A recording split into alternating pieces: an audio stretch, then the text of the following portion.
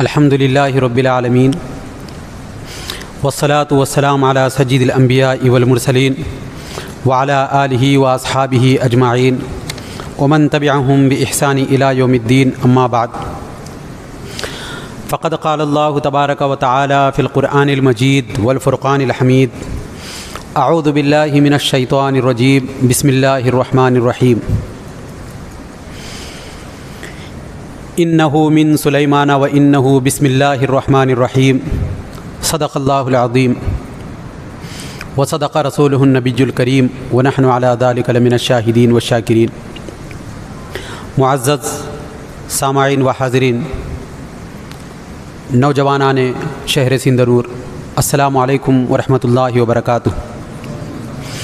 اللہ رب العزت کا لاکھ لاکھ شکر احسان ہے کہ جس کی توفیق سے ہم تمام حضرات آج کے اس پرفتن، پرخطر، پرآشوب دور میں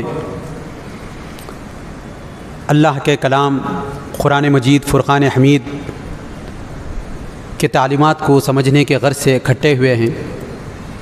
اللہ رب العزت سے دعا ہے کہ اللہ تعالی ہمیں اپنے کلام کو سمجھنے کی، دوسروں تک اس کے تعلیمات کو پہنچانے کی، صدق دل کے ساتھ، اخلاص نیت کے ساتھ اس پر عمل پیرا ہونے کی توفیق عنایت فرمائے۔ محترم حاضرین اکرام، گزشتہ ہفتہ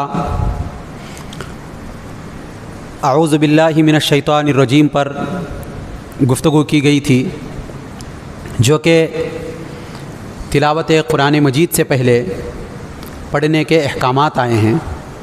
آج انشاءاللہ العزیز بسم اللہ الرحمن الرحیم پر ہم گفتگو کریں گے، اور اس گفتگو کے 3 مدارج ہیں، 3 حصوں میں یہ گفتگو منقسم رہے گی۔ پہلی یہ کہ تسمیہ کا تعلق تعوذ سے کیا ہے، یعنی بسم اللہ کا تعلق اعوذ باللہ من الشیطان الرجیم سے کیا ہے، اس پر گفتگو ہوگی۔ دوسرا، بسم اللہ الرحمن الرحیم کے نکات، اس کے فوائد کیا ہیں، اور بسم اللہ الرحمن الرحیم کے پڑھنے سے امت مسلمہ پر اللہ کے کون کون سی خصوصی رحمتوں کا نزول ہوا ہے، اس پر گفتگو کریں گے۔ صرف بسم اللہ الرحمن الرحیم پر کما حقہ گفتگو کرنا ناممکن ہے، کیونکہ وہ اللہ کا کلام ہے، اور عربی کا ایک قاعدہ ہے، ما لا یدرک کلہ لا یترک کلہ، جس کو پورے طور پر بیان نہ کیا جا سکے تو اس کو پورے طور پر چھوڑنا بھی نہیں چاہیے۔ جتنا ہماری بساط میں ہے اتنی ہم گفتگو کریں گے۔ محترم حاضرین اکرام، یہ جو تعوذ ہے اعوذ باللہ من الشیطان الرجیم، اس کے ساتھ بسم اللہ کا جو تعلق ہے یہ 3 طریقے کا تعلق ہے۔ پہلا تعلق یہ ہے، تعوذ میں اعوذ باللہ من الشیطان الرجیم کے معنی کیا ہیں؟ میں نکالے ہوئے شیطان سے اللہ کی پناہ چاہتا ہوں۔ شیطان جو دھتکارا گیا ہے، شیطان جو نکالا گیا ہے، جو مردود ہے، اس سے اللہ کی پناہ چاہتا ہوں۔ گویا اس میں اپنی بے بسی، یعنی مولا میں تو کمزور ہوں، میں یہ شیطان سے لڑ نہیں سکتا، میں اس کے مکر و فریب سے بچ نہیں سکتا، اس کے وسوسوں سے، اس کے برے خیالات سے میں اپنے آپ سے محفوظ نہیں رہ سکتا، میں تیری جانب آتا ہوں۔ یہ ذکر اپنی بے بسی کا ذکر تھا اعوذ باللہ میں۔ اب اللہ کی رحمت کا، اس کی رحمانیت کا ذکر ہے۔ جس اللہ کی میں پناہ چاہتا ہوں وہ بے حساب رحم و کرم کرنے والا، بے حد مہربان ہے وہ بندوں پر، یعنی اللہ کے پاس اگر چلا گیا تو وہ اللہ بندوں پر بڑا شفیق ہے، مہربان ہے، رحم فرمانے والا ہے، کرم فرمانے والا ہے۔ شیطان سے نکلنا اور اللہ کی طرف آنا تو اللہ کے صفات کو ذکر کر کے یہ کیا جا رہا ہے، مولا تو رحم کرنے والا ہے۔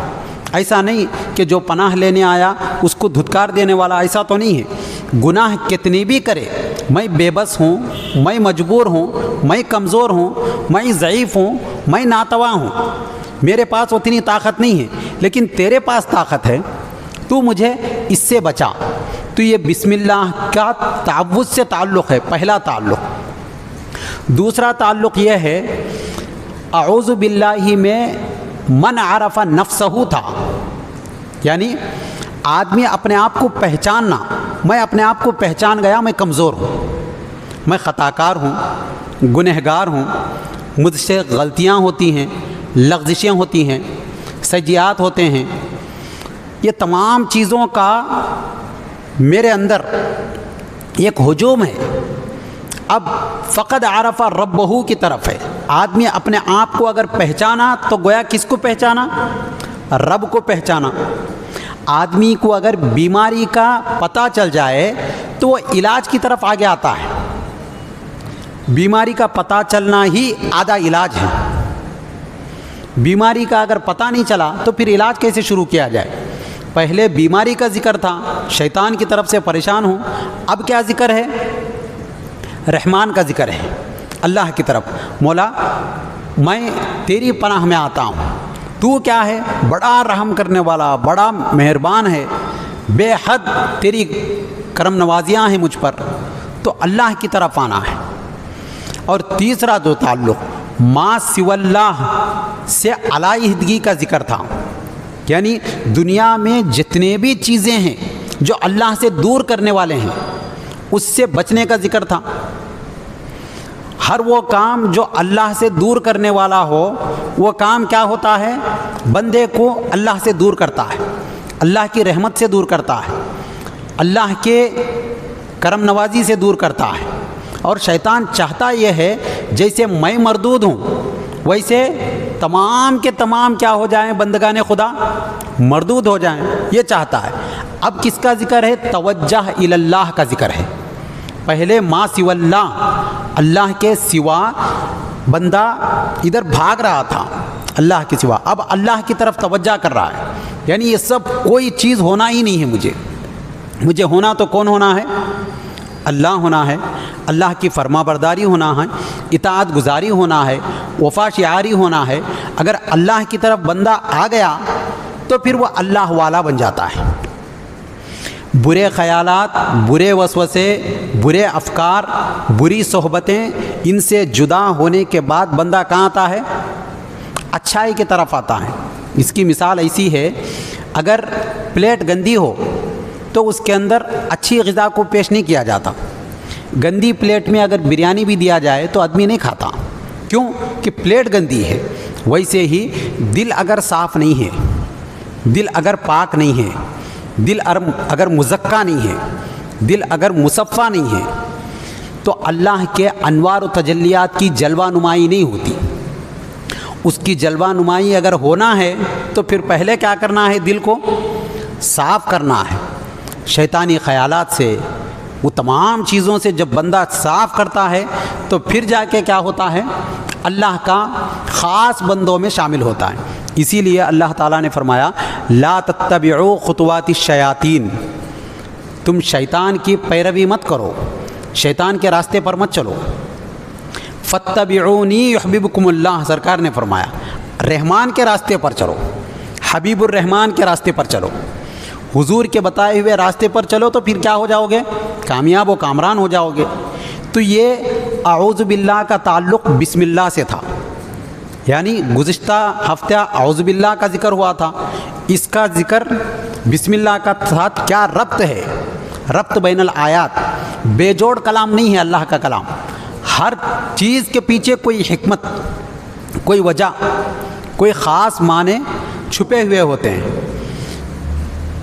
अगर बंदा शैतान से दूर हुए बग़ैर रहमान की तरफ आना चाहता है तो उसके लिए नामुमकिन है, वो नहीं आ सकता।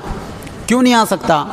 एक तरफ शैतान की भी बात सुने, दूसरी तरफ रहमान की भी बात सुने। अगरचे कि तकलीफ़ होती है, आदमी को इलाज कराने में क्या होता है? तकलीफ़ होती है। अगर कोई बीमारी लाहक हो जाए तो छोटी बीमारी है तो छोटी तकलीफ़, بڑی بیماری ہے تو بڑی تکلیف. ہم بغیر تکلیف کے، بغیر برائی کو چھوڑے کے، بغیر گناہوں کو چھوڑے کے پورے پورے اللہ کے خاص بندوں میں اگر شامل ہونا چاہے تو ناممکن ہے. ایک تمثیلی حکایت ہے. حکایت یہ ہے، ایک مادرزاد اندھا آدمی تھا، پیدائشی اندھا آدمی ہے.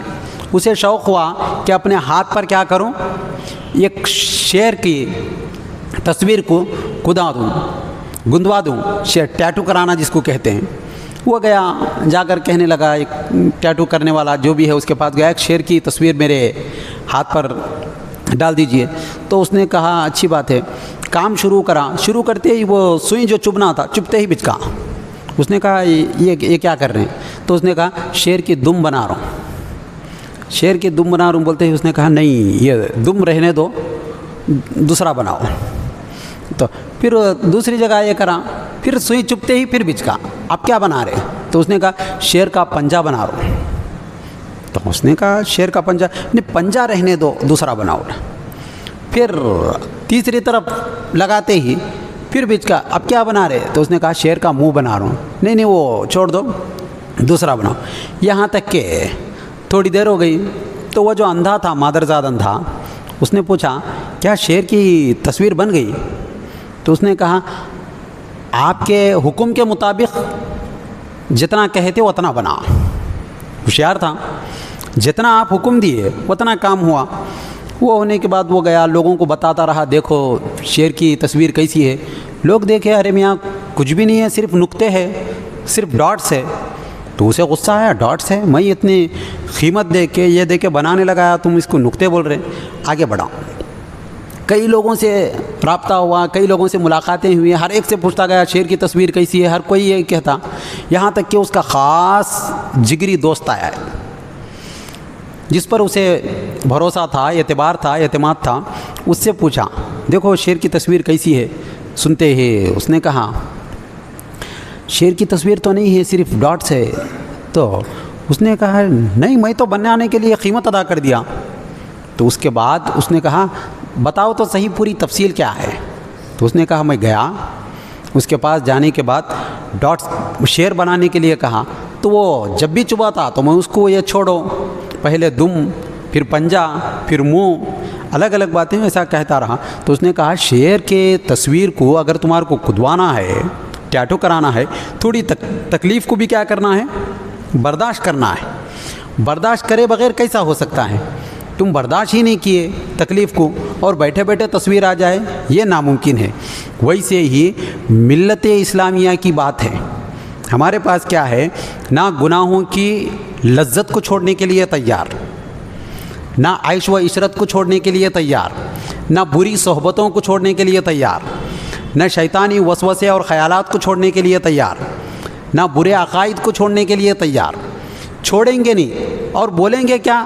ہم پکے مسلمان، ہم سچے مسلمان، ہم جنتی مسلمان، میں ہی مومن کامل، مجھ سے ہی کرامتوں کا ظہور ہوگا، یہ ہمارا دعویٰ ہے. تو گویا آدمی پہلے پورے طور پر مسلمان بننا ہے. مسلمان بننے کے لیے برے چیزوں کو اپنے دل سے نکالنا اور اچھے چیزوں کو اپنے دل میں داخل کرنا. جب تک بری چیزیں نکلتے نہیں تب تک اچھی چیزوں کا اثر نہیں ہوتا.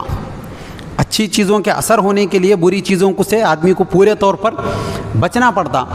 اسی لیے علامہ اقبال نے کہا، اس وقت کہا، تیرے صوفے ہیں افرنگی، تیرے قالین ہیں ایرانی. تیرے صوفے ہیں افرنگی، تیری قالین ہے ایرانی. لہو مجھ کو رلاتی ہے جوانوں کی تن آسانی. لہو مجھ کو رلاتی ہے جوانوں کی تن آسانی. امارت کیا شکوے خسروی بھی ہو تو کیا حاصل. امارت کیا شکوے خسروی بھی ہو تو کیا حاصل. نہ زور حیدری تجھ میں، نہ استغنائی سلمانی. نہ تیرے اندر کتنی بڑی دولت رہے تو بھی کیا حاصل. آج مسلمانوں کے پاس دولت ہے، ثروت ہے، سب کچھ ہے، اگر نہیں ہے تو کیا نہیں ہے؟ زور حیدری نہیں ہے اور استغنائے سلمانی نہیں ہے. اور ہونا ہے، کیا ہونا ہے؟ اور امیر بننا ہے، اور بڑا بننا ہے، اور زیادہ لالچی بننا ہے. یہ چیزیں ہیں. تو اس میں نہ زہد ہے نہ زور ہے. یہ جب تک نہیں ہے تو پھر بندے کے اندر اثرات نہیں ہونے والے. اثرات ہونے کے لیے کیا کرنا پڑتا ہے؟ اپنے اندر تاثیر پیدا کرنا ہے۔ اب بسم اللہ الرحمن الرحیم، بسم اللہ الرحمن الرحیم کے تعلق سے حدیث شریف میں ایک بات ہے، سرکار دو عالم صلی اللہ علیہ وسلم نے فرمایا کل امر ذی بال لم یبدأ فیہ بسم اللہ الرحمن الرحیم فہو اخطأ، ہر وہ کام جس کی ابتدا بسم اللہ سے نہ ہو وہ نامکمل ہو جاتا ہے، وہ کام میں برکت نہیں ہوتی، وہ کام نہیں ہوتا۔ حدیث شریف میں سرکار دو عالم صلی اللہ علیہ وسلم نے فرمایا، اس لیے جس کام کی ابتدا اچھی ہوتی ہے اس کام کی انتہا بھی اچھی ہوتی ہے۔ ہمارے وہ انگریزی میں کیا بولتے ہو، first impression is the best impression, پہلی ملاقات اچھی ہونا ہے۔ اسی لیے ہمارے پاس اسلامی احکامات کے مطابق بچہ جب تولد ہوتا، بچہ پیدا ہوتا تو پہلے کیا کرتے؟ اس کے کان میں اذان دیتے۔ اذان کیوں دیتے؟ ساری زندگی اسلامی طریقے پر رہے، سرکار دو عالم صلی اللہ علیہ وسلم کی محبت میں رہے، اللہ کی اطاعت عبادت کرتے رہے، اور پوری زندگی شریعت مطہرہ پر عمل پیرا ہو کر زندگی بسر کرے، اور مرتے وقت کلمہ نصیب ہو، جس مقصد کے لیے دنیا میں آیا وہ مقصد اس کا پورا ہو جائے، یہی مقصود ہوتا ہے۔ ابتدا اچھی تو انتہا بھی اچھی ہوتی ہے۔ ہمارے پاس دکاندار جو لوگ ہوتے ہیں، یہاں سندھنور میں تو ہوتا ہے ایسا، پہلا جو خریدار ہوتا ہے اس کو، جس کو بونگی کہتے ہیں، پہلا خریدار کو ادھار نہیں دیتے، کہتے ہیں نہیں پہلا خریدار کو ادھار نہیں دینا، پھر شام تک ادھار چلنے والا ہے، اس لیے پہلا خریدار کو کیا کریں گے؟ نقد دیں گے۔ نقد دیا تو آخر تک، اور ماں باپ بھی کہتے ہیں بچوں کو صبح صبح اٹھ کے رونا نہیں ہے، کیوں؟ صبح صبح اٹھ کے رویا پھر شام تک دن خراب ہوتا۔ تو یہ جو آغاز اگر اچھا ہوا تو انجام بھی کیا ہوتا ہے؟ اچھا ہوتا ہے۔ اسی لیے ہر کام کی ابتدا میں کیا پڑھنا ہے؟ بسم اللہ الرحمن الرحیم پڑھنا ہے۔ مسلمان ہر کام کی ابتدا میں کیا پڑھتے ہیں؟ بسم اللہ الرحمن الرحیم پڑھتے ہیں۔ بسم اللہ الرحمن الرحیم، حدیث شریف میں بسم اللہ الرحمن الرحیم میں کتنے حروف ہیں؟ 19 حروف ہیں۔ کتنے حروف؟ 19، 19 حروف ہیں بسم اللہ الرحمن الرحیم میں۔ اور یہ 19 حروف جو جہنم پر 19 فرشتوں کو مقرر کیا گیا ہے، سورہ مدثر میں ہے، لواحۃ للبشر علیہا 19، اللہ نے 19 فرشتوں کو مقرر کیا ہے۔ آدمی جہنم کے ان فرشتوں سے نجات اگر پانا ہے تو جو آدمی بسم اللہ الرحمن الرحیم کثرت سے پڑھتا ہے وہ آدمی اس سے نجات پا لیتا ہے۔ ہر کام سے پہلے بسم اللہ الرحمن الرحیم پڑھنا ہے، اور پڑھتے بھی ہیں مسلمان۔ اور بسم اللہ کو اتنا پڑھنا ہے عادت ہو جائے، اس سے آدمی کیا ہو جاتا ہے؟ گناہوں سے بچ جاتا ہے۔ کیسے؟ اگر کوئی شخص چوری کرنا چاہتا ہے، اس کی زبان سے اچانک بسم اللہ آ گیا تو سوچتا ہے کون نہیں تو نے، اللہ تو بھی دیکھ رہا۔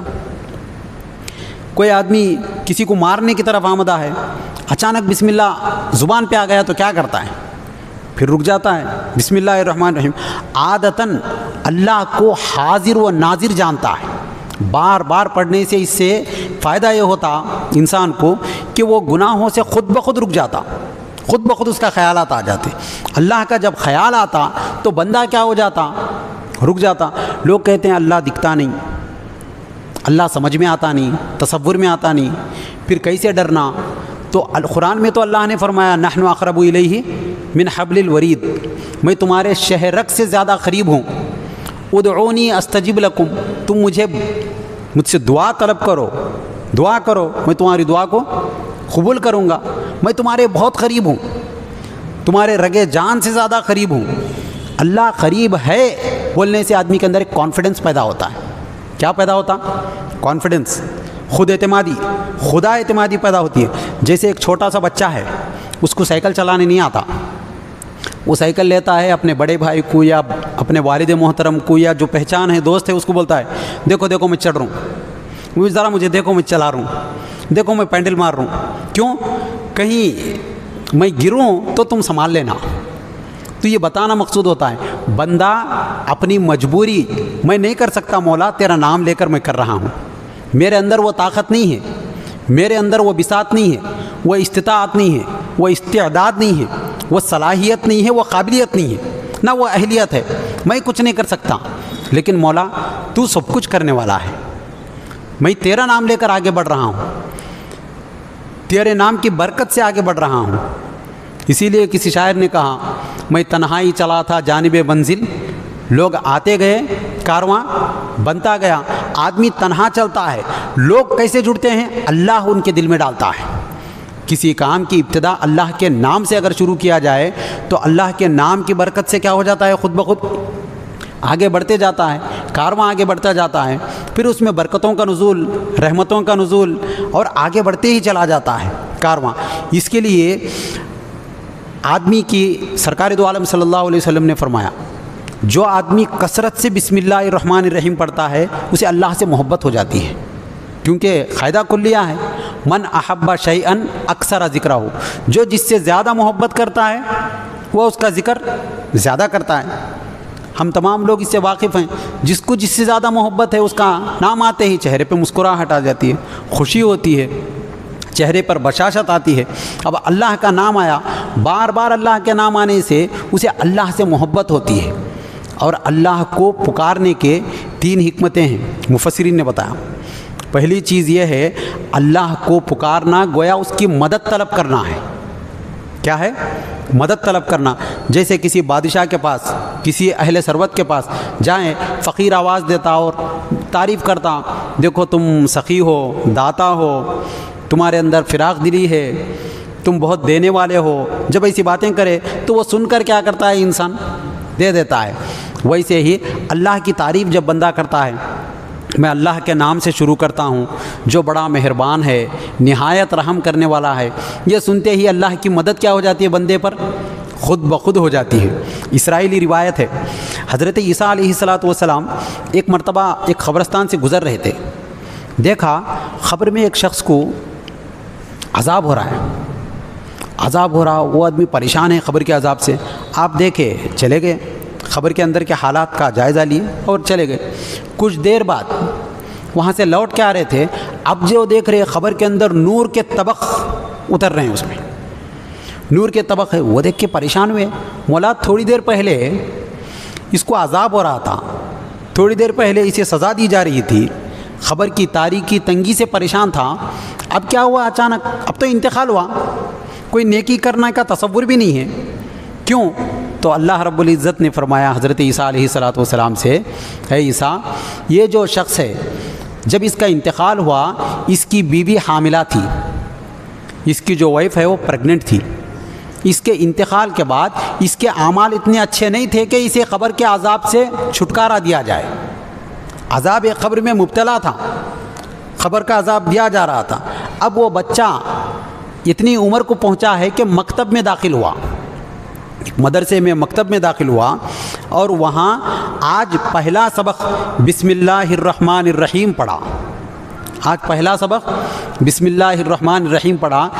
جس کی اولاد زمین کے اوپر، جس کی اولاد زمین کے اوپر مجھے اللہ کے نام سے شروع کرتا ہوں جو بڑا مہربان نہایت رحم کرنے والا ہے، یہ کہے، اس کو میں زمین کے اندر سزا دوں، یہ میری رحمانیت اور رحیمیت کے لیے گوارا نہیں ہے، مجھے حیا محسوس ہوتی ہے، شرم محسوس ہوتی ہے، اس لیے میں اس کو عذاب قبر نہیں دیتا، بلکہ اس کو کیا کر دیا؟ اس کے گناہوں کو معاف کر دیا۔ ویسے ہی بندہ، یہ ثواب جاریہ ہے، یہ کیا ہے؟ ثواب جاریہ ہے۔ آدمی اگر اپنے اولاد کو پڑھایا، کوئی نیکی کا کام کیا، ثواب جاریہ کا کام کیا، تو یہ ثواب کیا کرتا ہے؟ اس کے عذاب کے ٹلانے کا سبب بنتا ہے، اس کے عذاب کو ختم کرنے کا سبب بنتا ہے۔ اور مفسرین اکرام نے فرمایا، بسم اللہ الرحمن الرحیم، اللہ کا اسم ذاتی ہے، اللہ کا اسم ذاتی نام ہے، یہ اللہ نام کوئی بھی رکھ نہیں سکتے، کسی کا نام اللہ نہیں رکھ لینا، اللہ اگر رکھیں گے تو گناہ ہوگا، اللہ نام نہیں رکھنا، اور صرف رحمان بھی نہیں رکھنا، عبد الرحمن رکھنا، کیونکہ قرآن مجید میں ہے، قل ادعوا اللہ او ادعوا الرحمن ایما تدعوا فلہ الاسماء الحسنی، نام رکھنا ہے تو اللہ کو بلانا ہے تو اس میں ذات کے ساتھ، اللہ کے ساتھ، رحمان کے ساتھ بلا سکتے ہیں، اور اس کے الگ الگ اوصاف ہیں اس کے بلا سکتے ہیں۔ اور ایک قاعدہ یاد رکھنا ہے، نام عربی نام جو قرآن میں حدیث میں ہے وہی نام بلانا، اور فارسی کے نام بھی لے سکتے، دوسرے نام نہیں لینا۔ دوسرے نام جناردن کا نام بول دیے، ایسے نام جو دوسرے زبانوں پر دلالت کرنے والے ہوں۔ اگر آدمی نام لینا چاہ رہا میں بھگوان کے نام سے کھاتا ہوں، یہ غلط ہے۔ میں پرمیشور کے نام سے کھاتا ہوں، یہ غلط ہے۔ میں ایشور کے نام سے کھاتا ہوں، یہ غلط ہے۔ ایسا نہیں بولنا۔ حدیث میں کیا آیا؟ بسم اللہ الرحمن الرحیم، اللہ کے نام سے کھاتا ہوں، یہ بول سکتے ہیں۔ تو ایسے الفاظ نہیں بولنا، یہ نہیں بولنا دیکھو وہ بھی نام یہ بھی نام ہی کچھ ہم بولیں گے اس کو، تو اس کی اجازت نہیں ہے، اور خطان بولنا بھی نہیں ہے یہ چیزیں۔ اللہ کی رحمانیت رحیمیت، یہ دو اوصاف میں رحمانیت کیا ہے؟ سارے لوگوں پر اس کی رحمت عام ہے۔ اس کو مفسرین اکرام نے یہ بتایا، اللہ کی رحمانیت کا ظہور دنیا میں ہوتا ہے، کافروں کے لیے بھی رحم، مشرکین کے لیے بھی رحم کرتا ہے۔ دیکھے ایک چائے والا یتیم جس کی ماں لوگوں کے گھروں میں برتن مانجتی تھی، آج سب سے بڑے پوسٹ پر چلا گیا، تو یہ اللہ کی رحمانیت ہے۔ وہ چاہتا ہے تو نچلے آدمی کو کیا کر سکتا ہے؟ اونچا اٹھا دیتا ہے، اس کی رحمانیت ہے۔ جیسے شداد تھا، شداد کا ذکر تو روایتوں میں آیا ہے، آپ سنے ہوں گے کئی مرتبہ۔ شداد نامی ایک بادشاہ تھا، حضرت اسرائیل علیہ السلام کہ حضرت جبرائیل علیہ السلام سے ملاقات ہوئی۔ ملاقات کے دوران حضرت جبرائیل نے پوچھا اسرائیل علیہ السلام کو، اسرائیل علیہ السلام کون ہے معلوم نا؟ جان نکالنے والے، روح قبض کرنے والے، ملک الموت جس کو کہتے ہیں۔ انہوں نے پوچھا اتنے لوگوں کی جان نکالتے، کبھی کسی پر رحم آیا جان نکالتے وقت؟ تو انہوں نے کہا ہاں 2 لوگوں پر رحم آیا۔ ویسے تو اللہ کا حکم جو ہوتا ہے وہ کرنا ہے، اللہ جو کرتا ہے کہتا ہے وہی کرنا ہے، اور وہ جو ارادہ کرتا ہے وہ کر دیتا ہے، فعال لما یرید۔ ایک مرتبہ اس وقت رحم آیا، ایک کشتی میں لوگ سوار تھے، جا رہے تھے سمندر کے درمیان، تو اچانک کیا ہو گئی؟ کشتی پاش ہو گئی، ٹکڑے ٹکڑے ہو گئی۔ ایک ٹکڑے پر ماں اور بچہ تھے۔ ماں اس وقت کیا تھی؟ حاملہ تھی۔ وہاں ڈیلیوری بھی ہوئی، بچہ تولد ہوا۔ بچہ تولد ہونے کے بعد ماں تو گر گئی، بچے کو کہاں رکھی؟ تختے پر رکھی۔ اس وقت اللہ کا حکم آیا کہ ماں کی روح قبض کرو۔ تو حضرت اسرائیل نے فرمایا بچے کی حالت کیا ہوگی؟ دونوں کو مارنا کوئی بڑی بات نہیں ہے، سمندر کے بیچ میں ہے، موجیں مار رہے، تختے پر ہے، بچے کا کیا ہوگا؟ تو مگر اللہ کا حکم ہے، فرشتے اللہ جو حکم دیتا وہ کر دینا ہے، سر منہ بھی مخالفت نہیں کرتے، روح قبض کر لیے۔ اب اللہ کی ذات پالنے والی ہے، کیسے کیسے ان کو پالتا ہے، کیا کیا بناتا ہے، اس کی رحمانیت ہے۔ اپنے ہو یا پرائے ہو، مسلمان ہو یا غیر مسلم ہو، وفادار ہو یا غدار ہو، اطاعت گزار ہو یا باغی ہو، ہر ایک کو پالتا، دنیا میں ہر ایک کو عطا کرتا۔ اسی لیے رحمان کو ابتدا میں لایا گیا۔ رحمان دنیا میں سب کے لیے مرحومین سب ہیں، سب کو رحم کرتا ہے۔ ایسا نہیں تو جو میرے اطاعت گزار بندے ہیں ان کو سانسیں دوں گا، جو اطاعت گزار بندے نہیں ہیں ان کو سانسیں روکوں گا، جو اطاعت گزار بندے ہیں ان کو روشنی دوں گا، وٹامن ڈی دوں گا، جو اطاعت گزار بندے نہیں ہیں ان کو نہیں دوں گا۔ ایسا نہیں، سب کے لیے برابر ہے تو دنیا میں۔ اب وہ بچہ جو تھا چلا گیا۔ اب پھر اس کے بعد انہوں نے کہا دوسرا جو رحم آیا مجھے وہ یہ، ایک شخص دنیا میں جنت بنایا، جنت کی طرح محلات بنایا، سونا چاندی وغیرہ، جنت دنیا میں جنت کا نظارہ پیش کر دیا، ساری چیزیں بنایا، اوپننگ کے لیے جانا ہے اس کو۔ اب جانے والا ہے تو اچانک ایک ضعیف شخص ملا، اس سے مجھے کچھ بات کرنا ہے۔ اس نے کہا میں دھوم دھام سے ساری چیزیں بن گئی، تیار ہو گئی، اب میں جا رہا ہوں، تجھے کیا بات کرنا ہے؟ نہیں مجھے بات کرنا ہے۔ گھوڑا جس گھوڑے پر بیٹھا تھا اس گھوڑے کے 2 پیر وہ جو جنت بنایا انہیں دنیا میں اس کے اندر ہیں، انہیں اوپر بیٹھا، انہیں نہیں دکھ رہا، گھوڑا دیکھ رہا اندر کے منظر کو۔ تو اس وقت وہ جو ضعیف شخص تھا اس نے کہا کان دو، تمہارا کان کھینچ کر کہا میں ملک الموت ہوں، میں تمہاری روح قبض کرنے کے لیے آیا ہوں۔ تو اس نے کہا ایک لمحہ ساری زندگی جس کو بنایا ایک مرتبہ دیکھ لیتا ہوں۔ اس نے کہا نہیں نہیں، ایک سیکنڈ کی بھی مہلت نہیں ہے، جو حکم اللہ کی طرف سے آیا وہ یہ ہے، میں اس کو اس کی جان نکال لیا، روح قبض کر لیا۔ یہ دوسرا رحم آیا۔ تو حضرت جبرائیل نے فرمایا تمہیں معلوم ہے وہ بچے کا کیا ہوا؟ تو انہوں نے کہا نہیں. تو وہ جو بے سر و سامانی میں، لاچاری و مجبوری میں، بالکل کمزور لاغر، کوئی پوچھنے والا نہیں، پانی کے درمیان جس کو چھوڑے تھے، وہی بچہ یہ شخص بنا جس کو شداد کہتی ہے دنیا، جو جنت بنایا دنیا میں. اللہ تعالیٰ اس کو وہاں سے وہاں پہنچایا، اس کے اندر ویسی خوبیاں رکھا، اس کے آنکھوں سے خزانے دکھتے تھے، خزانوں کو نکالتا، دن بدن بڑا ہوتے گیا. ہم دیکھ رہے ہیں روزمرہ زندگی میں، دیکھتے لوگوں کو نیچے سے اوپر آتے ہوئے دیکھتے، اوپر سے نیچے آتے ہوئے دیکھتے. یہ اللہ کی رحمانیت ہے، کوئی بھی ہو اس کو عطا کرتا ہے. اور بسم اللہ کے برکات بھی ایسے ہیں، بسم اللہ اگر کوئی شخص پڑھتا ہے اس کے برکات کا برابر اثر ہوتا ہے. قیصر روم ایک بادشاہ تھا. حضرت عمر فاروق رضی اللہ تعالیٰ عنہ کے پاس ایک شکایت لے کر آیا، آپ مسلمان ہیں، آپ کی دعاؤں میں اثر ہے، میرے کو ہمیشہ سر میں درد ہوتا، آپ کچھ دیجئے. حضرت عمر فاروق رضی اللہ تعالیٰ عنہ ایک ٹوپی دے دیے، اس کو ٹوپی بھیج دیے. وہ ٹوپی جب بھیجے، جب بھی وہ ٹوپی لگاتا تو اسے سکون محسوس ہوتا، تکلیف نہیں ہوتی. ٹوپی نکالنے کے بعد سر میں درد شروع ہو جاتا. وہ دیکھا آخر ٹوپی میں ہے کیا، جب پھاڑ کے دیکھا تو اس میں کیا تھا؟ بسم اللہ الرحمن الرحیم تھا.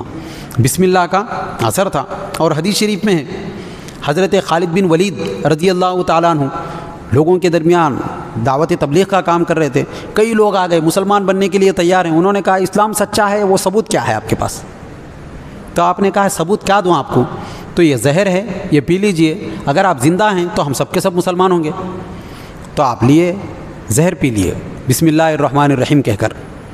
بسم اللہ پڑھ کر جب زہر پیے، اس کے بعد تھوڑی دیر دیکھے لوگ، کچھ اثر نہیں ہوا، سب کے سب مسلمان ہوئے.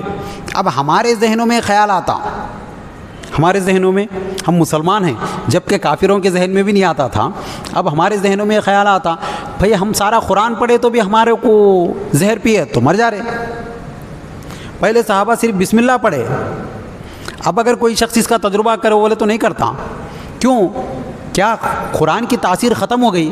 نعوذ باللہ من ذالک، ایسا نہیں ہے. قرآن کی تاثیر اپنی شباب پر ہے، ہماری زبانوں کی تاثیر ختم ہو گئی.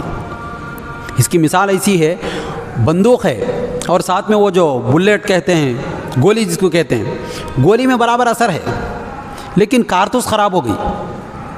اس میں کتنا بھی یہ کرو، نکلنے والی نہیں پاور کے ساتھ.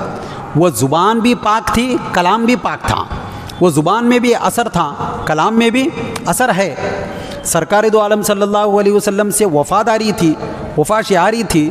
ان کے اندر ہمیشہ حضور کا عشق موجزن رہتا تھا.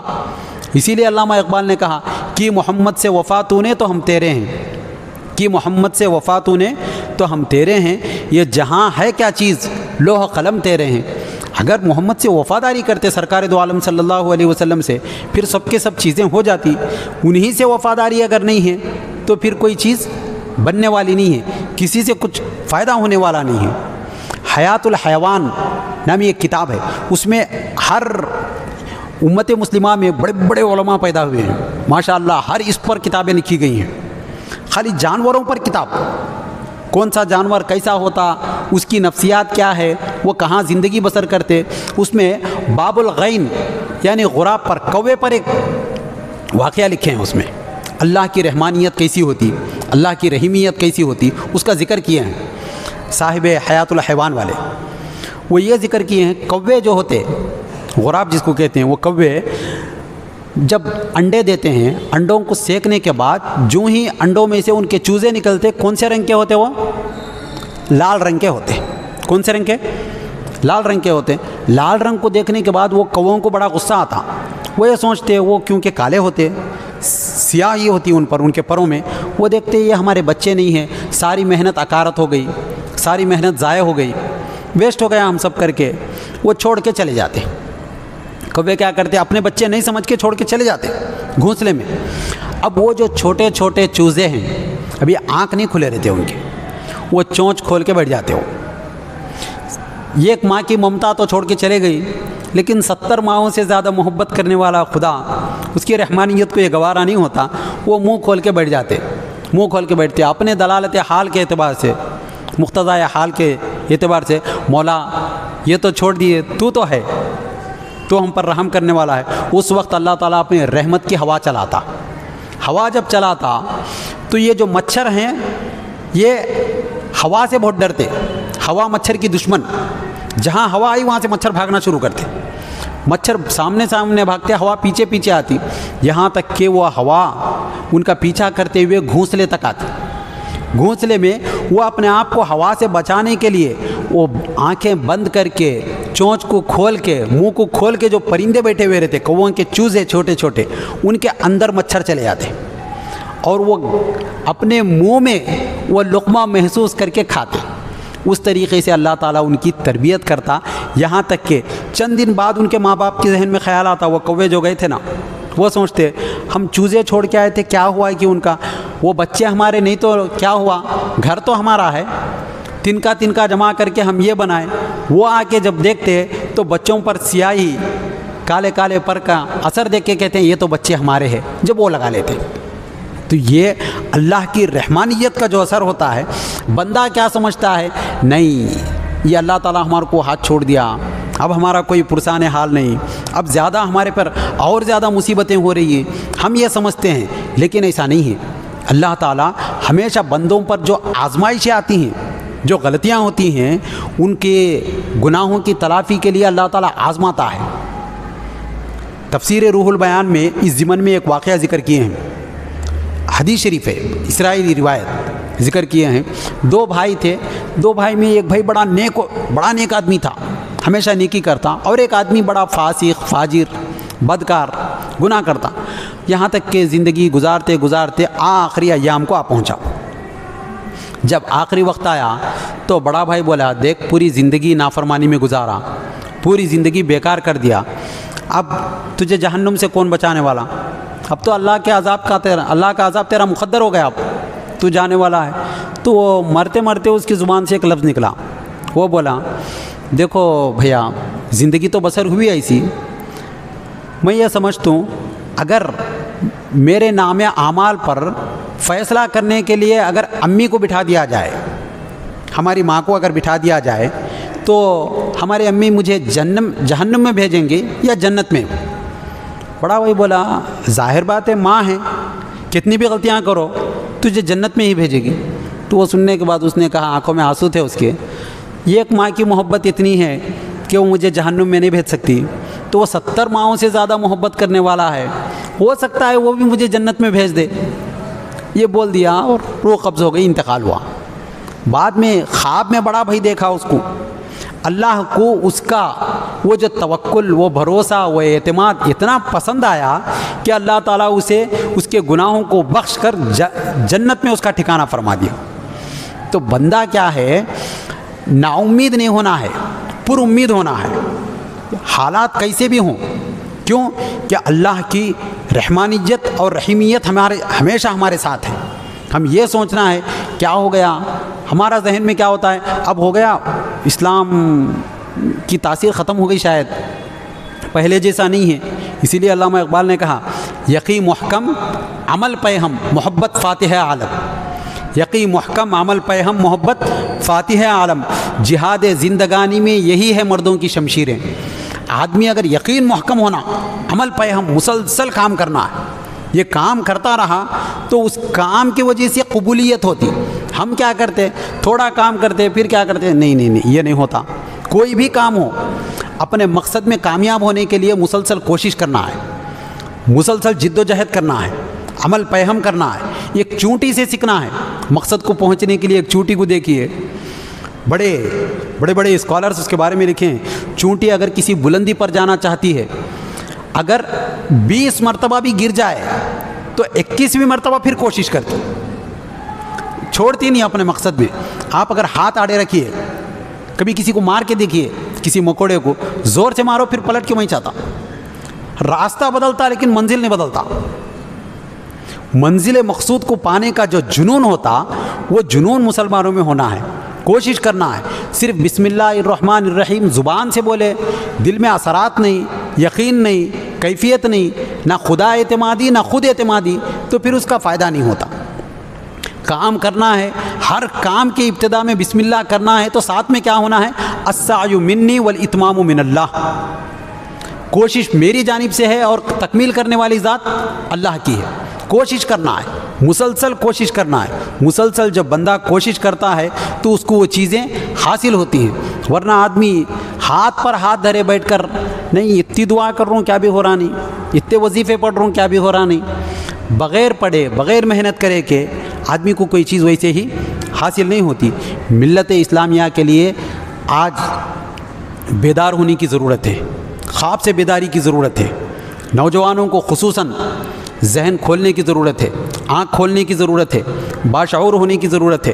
حالات کس طرف اشارہ کر رہے ہیں, ہم کیا کر رہے ہیں, ہمیں کیا کرنا چاہیے, یہ سارے چیزیں اگر ہوش و حواس میں رہ کر کام کریں گے تو انشاءاللہ العزیز اس کا ضرور بھی ضرور کیا ہوتا ہے, نتائج برآمد ہوتے ہیں. ورنہ صرف بیٹھنا, کام کا ارادہ کرنا پھر کام نہیں کرنا, کام کی طرف عملی اقدام نہیں کرنا, تو پھر اس سے کوئی چیز حاصل ہونے والی نہیں ہے. بسم اللہ الرحمن الرحیم کے تعلق سے دو چیزیں علمی باتیں ہیں, اس کو ذہن میں رکھنے کی ضرورت ہے. ایک یہ ہے بسم اللہ الرحمن الرحیم قرآن کی ایک آیت ہے, سورہ نمل میں ہے, انہ من سلیمان و انہ بسم اللہ الرحمن الرحیم. ایک اور دوسرا اس کے علاوہ بھی قرآن کی ایک آیت ہے, کسی صورت سے متصل نہیں ہے. امام اعظم ابو حنیفہ رحمۃ اللہ علیہ کے پاس کسی صورت سے ملی ہوئی نہیں ہے, بلکہ فصل بین صورتین, دو صورتوں کے درمیان فصل کرنے کے لیے, فرق کرنے کے لیے بسم اللہ پڑھا جاتا ہے. اسی لیے ہمارے پاس نماز میں 4 چیزیں آہستہ پڑھتے ہیں. ایک تعوذ اعوذ باللہ من الشیطان الرجیم, دوسرا بسم اللہ الرحمن الرحیم, تیسرا ثنا سبحانک اللہم و بحمدک, چوتھا آمین. یہ 4 چیزیں کیا کرتے ہیں, آہستہ پڑھتے ہیں. اور شافعی حضرات کے پاس کیا ہے, بسم اللہ الرحمن الرحیم سورت کی کیا مانتے ہیں, سورہ فاتحہ کی آیت کہتے ہیں.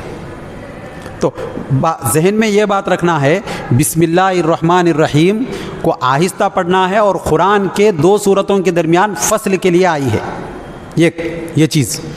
اور دوسرا رحمان اور رحیم, رحمان کیا ہے, اعلیٰ ہے, رحمان میں زیادہ بلاغت ہے, رحمت کی صفت زیادہ ہے, اگرچہ کہ عربی کے قاعدے کے خلاف ہے. یہ عربی کا قاعدہ کیا, ہمارے انگریزی میں بھی اگر کسی کو کہا جائے یہ PhD ہولڈر ہیں بول کے اگر بول دیا ہم ڈاکٹر صاحب ہیں بولے, تو ساتھ میں SLC بھی پاس ہوئے بولنے کی ضرورت پیش آتی کیا؟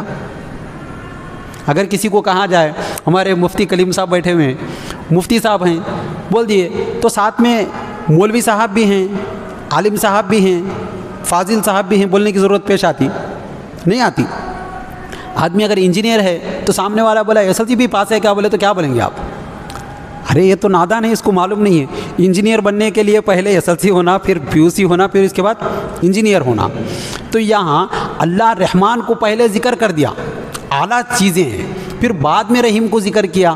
تو اس کی 2 چیزیں, تھوڑا علمی بات ہے, برداشت کر لیجئے, سمجھ میں آ جاتی بات.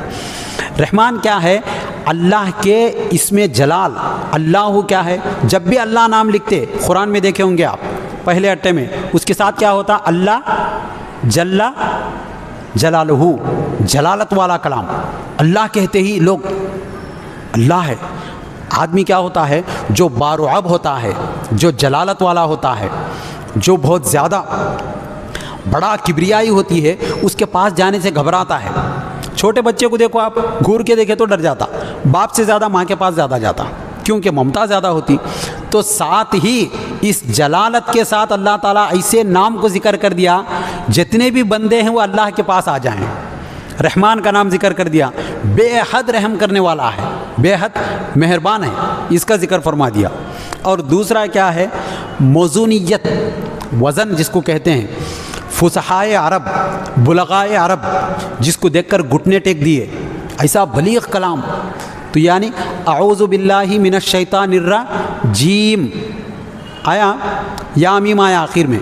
یہاں بسم اللہ الرحمن الرحیم, یہ 2 جمنا ہے.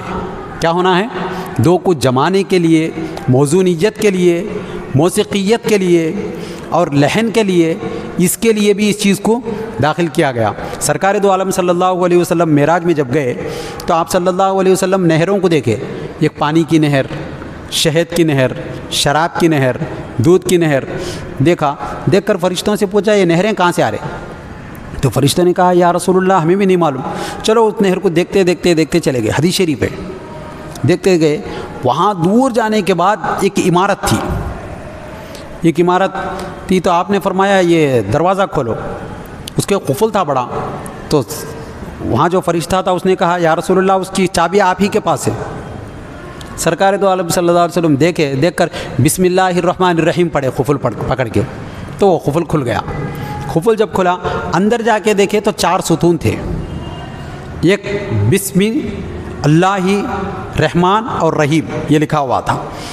जो बिस्मी है मीम से है तो पानी की नहर आ रही थी। अल्लाह ही के हाथ से क्या है दूध की नहर आ रही थी। रहमान के जो नून है उससे शराब की नहर आ रही थी।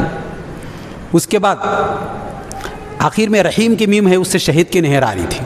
तो ये बिस्मिल्लाहिर्रहमानिर्रहीम का जो कसरत से ज़िक्र करता है, अल्लाह को रहीम और रहमानियत मान कर हमेशा अल्लाह की तरफ रुजू होता है, तो वो शख्स क्या है ये चारों नहरों का मुस्तहिक होता है। और इसका अदब एहतराम, जब तक कलाम का अदब नहीं करेंगे, जो पहले अदब करते थे बाअदब बानसीब बेअदब बेनसीब, आज सबसे ज़्यादा किसी चीज़ की कमज़ोरी और ख़ामी है तो बेअदबी है। अदब था तो बहुत बड़े वली बशर हाफिज़ रहमतुल्लाहि अलैह के बारे में सुने होंगे आप, कई मरतबा वाक़या को ज़िक्र कर चुका हूँ मैं। एक बहुत बड़े जलीलुल क़द्र वली गुज़रे हैं। वो पहले क्या करते थे शराब नोशी कसरत से करते थे। एक मरतबा शराब पी कर आ रहे थे, अचानक दरमियान में देखे एक जगह पर अल्लाह का नाम पड़ा हुआ है, नीचे गिर गया। आप उठाए, नशे में उठाकर उसको साफ़ करे, कस्तूरी लगाए, ये करे, साफ़ करे, साफ़ करके अल्लाह का नाम है बुलंदी पर रखे। तो दिल से क्या करें, दिल के साथ, नशे में है लेकिन दिल के साथ करे मौला तेरा नाम है, तेरे नाम का अदब करना है, ये करके करे। जब वो गंदगी साफ़ कर रहे थे अल्लाह उनकी दिल की गंदगी को दूर करा। वो उसको इतर लगा रहे थे, अल्लाह ताला उनकी दुनिया और आखिरत में खुशबुओं फैला रहा था। यहाँ तक कि दूसरे दिन तौबा की तौफीक मिली और वक्त के बहुत बड़े वली बन गए और ज़िंदगी भर बग़ैर चप्पल के रहे। हाफ़ी यानी कभी चप्पल नहीं पहने। क्यों? कहते थे मैं बग़ैर चप्पल का था तभी ये चीज़ मिली। लेकिन आज हमारे पास क्या है, रुखों पर बिस्मिल्लाहिर्रहमानिर्रहीम डाल देते और वो जहाँ जगह जगह पर पड़े हुए होते। अदब करना है। जिस मेहमान की हम कदर नहीं करते उस मेहमान की मेहमान नवाजी भी नहीं करना है, याद रखना है। मेहमान को बुलाए तो बराबर क़दरदानी करना। अगर बुला के इंसल्ट करने का इरादा है तो फिर क्या करना है, बुलाना भी नहीं है। हक़ अदा अगर नहीं कर सकते हैं तो अल्लाह का नाम अगर कहीं लिखते हैं, कापी पर लिख दिए, उसको जाके गुजरी में डाल दिए, तो वैसा नहीं करना है।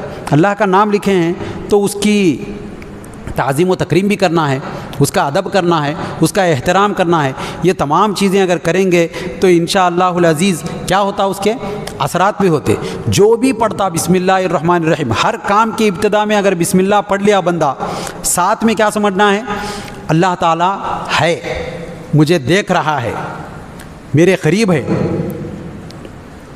किसी शायर ने मदनी मियाँ की एक किताब है, उस किताब में एक शेर को जिक्र करे हैं उन्होंने अल्लाह की क़ुर्बत के बारे में, अल्लाह कितना करीब है और कितना दूर है ख़याली तौर पर। उन्होंने कहा ज़र्रे ज़र्रे से नुमायाँ है मगर पिन्हा है। हर ज़र्रे में अल्लाह है, ज़र्रे ज़र्रे से नुमायाँ है मगर पिन्हा है। मेरे माबूद तेरी पर्दा नशीनी अजीब है, मेरे माबूद तेरी पर्दा नशीनी अजीब है। दूर इतना कि तख़य्युल की रसाई है मुहाल, दूर इतना कि तख़य्युल की रसाई है मुहाल। और क़ुर्बत का यह आलम के रगे जान से है करीब, नज़दीक इतना कि रगे जान से ज़्यादा करीब।